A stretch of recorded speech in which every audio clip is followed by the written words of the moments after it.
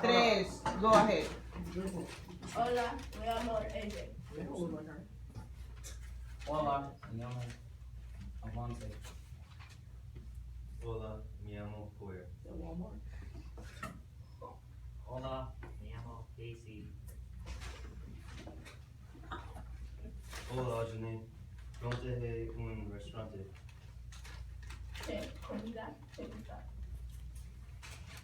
Me gusta comida mexicana. Tengo una amiga. Mi amiga tiene un restaurante mexicano. Nosotros queremos ir juntos.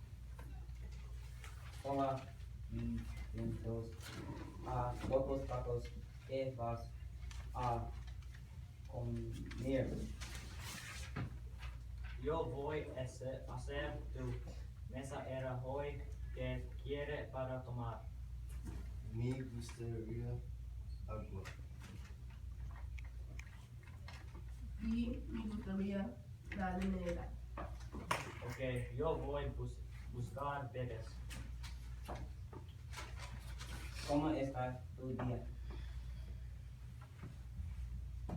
Muy bien. Bien que hay en los escuelas. Nosotros los nenes, sofá de Coco Pie. Me gustaría la sopa. ¿Qué te gustaría comer? Me gustaría dos tacos. Ok, tú puedes tener la comida. Agua o era que vas a la casa?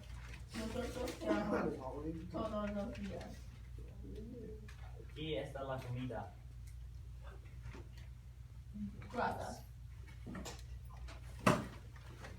¿Cómo estaba delicioso? La comida estaba deliciosa. Gracias. Adiós.